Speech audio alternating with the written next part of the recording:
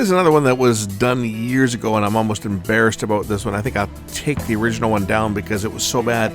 I was sick when I shot it. It just looked horrible, and it probably should never have been put up, so I'm going to redo this one, and the results will be the same, but we're going to shorten it down and just get right to the point on this one. It's a Panasonic PV4760. These were a good machine, but unfortunately, this one's not.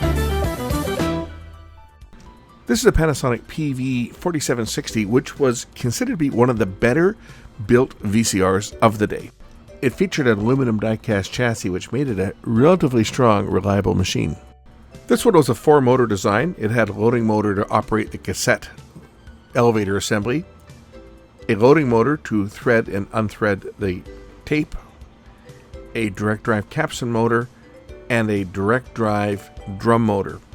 A very reliable machine. These ones here just went on forever. But they did have some issues, and this one has issues. Note the frequency generator pickup, which looks surprisingly like a playback head off of a cassette deck. It uses a linear mode encoder switch. These ones gave a lot of problems when they got dirty. The machine would just go into the wrong mode or sit there and load and unload or eat tapes. That was a common problem on these machines. This one being one of the first hi-fi machines with an MTS decoder for recording broadcast stereo signals. That's the decoder board, tuner pack below it, and switching power supply, which gave a lot of problems on these machines.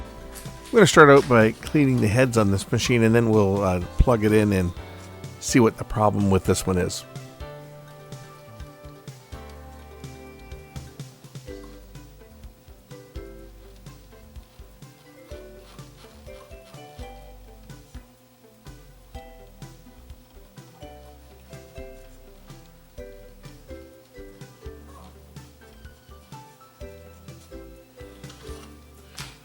Note the bottle of magnetic head cleaner that I had. That was actually free on TF. That was probably the best head cleaning solution that we had. Isopropanol is good.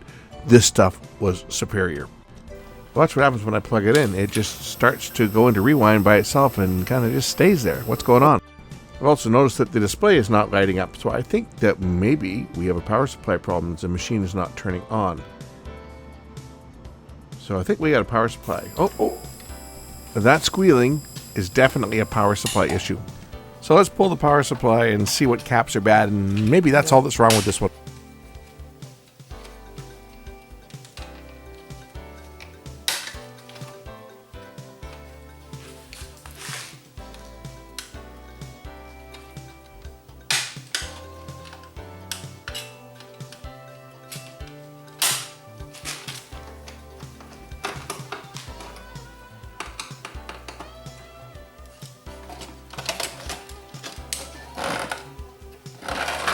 Once the screws are removed, the power supply itself will just lift out. And there's a plug they can remove, and now the power supply can be worked on it separately.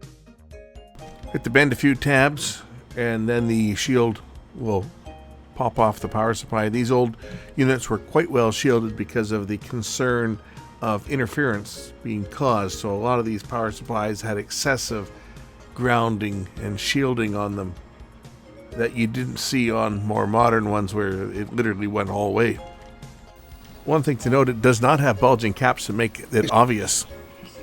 One thing to note on these is they have this part that's labeled PR1. That's a circuit protector. It's a solid state fuse. The first generation of these power supplies were known to run away, and when they ran away, the voltage, the 12 volt rail would shoot up to like 40, 50, 60 volts, and they would blow every chip on the board. So the second generation, which this is, they put protection circuits, they put Zener diodes in the circuitry to clamp the voltage and pop that circuit protector. The first caps we're going to check the ESR on is C12 and C13. They're both 330 microfarads, 18 volts. They don't show any signs that they're popped, but guaranteed they're going to be dry. Checking with the ESR meter, we'll see that both these caps are bad. They're much higher than they should be. These are low ESR capacitors, and they're both measuring bad, so we're going to have to change them out. C11 is a 10 microfarad at 50 volts. So we're going to take a look at that one. And we'll see that it is also bad. 5.3 ohms. Yeah, it's bad. As I start checking other capacitors in the secondary, I'm finding one after another is bad. So we're going to have to change out all the caps in the secondary stage, or the secondary side of the power supply, because all of them are measuring higher than they should be, and this is what's contributing to the errors and the squealing of the power supply and it not turning on, etc. They're all bad, so let's change them. Of course, it's not just the secondary caps that bad. Sometimes the primary ones go bad as well. C21 on the primary side, it's 47 microfarads, and it's 40 ohms. It's bad. It's got to go. Here's another one on the primary side. This is 4.7 microfarads, 200 volts. This is going to be the kicker, the one that kicks the power supply initially to get it going when it's been unplugged. And this one here is also measuring very high, 65 ohms. That one should be no worse than about 5 ohms. After checking them all, these ones have to be changed. That one's going to be changed. That one. That one. Those two. That one. Those two. There's a bunch that need to be changed. Now you know what you've been told, right? Bad caps are always bulging. Do you see any bulging caps here? No. They all look fine. There's no indicator that they're bad other than measuring them.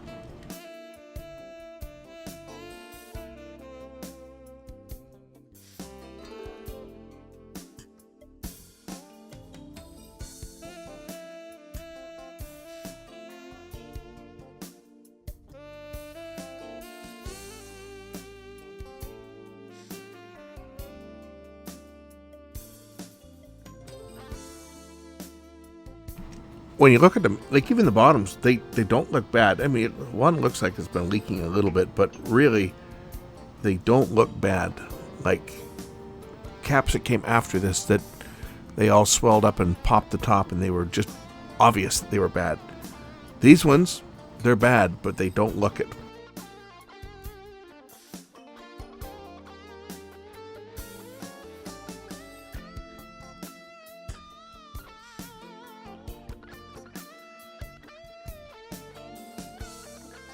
Got the unit back together. Power it up. Look it powers up. Got a clock display. Let's turn on the power. The unit powers up. Nice and quiet. Let's check it out.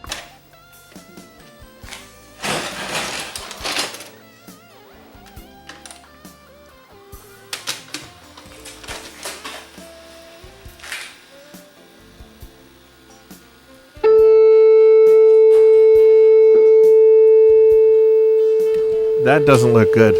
Either we have a bad head or a clogged head. We'll try to clean it with the fingernail trick. See if that'll clear the clog. I don't know. These machines were notorious for having very soft heads. Like they wore out very quickly. I can't remember the number of heads I changed on these particular machines, but it was a lot. Because the original Panasonic ones were just junk. Very soft. And they wore out after, 1,000 hours at the most. We were changing them within a year on these ones. They looked great. They performed really well. They had a great picture, but the life of the heads were very short, and the aftermarket heads that we were putting in them were much better than the originals. Look at the levels. One of the heads is very low. It's either the rotary transformer or the head that's bad. I do have another machine that uses the same head, so we're going to swap it. I've already unsoldered it. We're just going to undo the screws. I'm going to pop the head drum off and replace it with another one that's equivalent that I know is good, and that'll tell us whether the problem is the head itself or whether it's the rotary transformer, because it could be either. After swapping out the head, I found that the problem was still there. If I put it in freeze frame, it's kind of got a picture. What the problem is actually the rotary transformer that turned out to be what the problem was. The glue that they used to glue the windings down on the rotary transformer has attacked the wires and it's eaten them.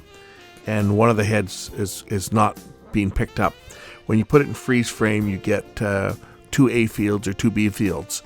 And it'll use an A field from an SP and an A field from a EP head and vice versa. That's why you're getting kind of a picture when you step it one frame at a time. You'll get kind of a clear picture and then a not clear picture. Turned out the problem was the rotary transformer, so that's it for this one, but I hope you enjoyed this revisit of one that I looked at 10 years ago. When I shot the video, I couldn't speak. I was sick, and my voice was terrible, so that's why I've redubbed everything. Anyway, thanks for watching.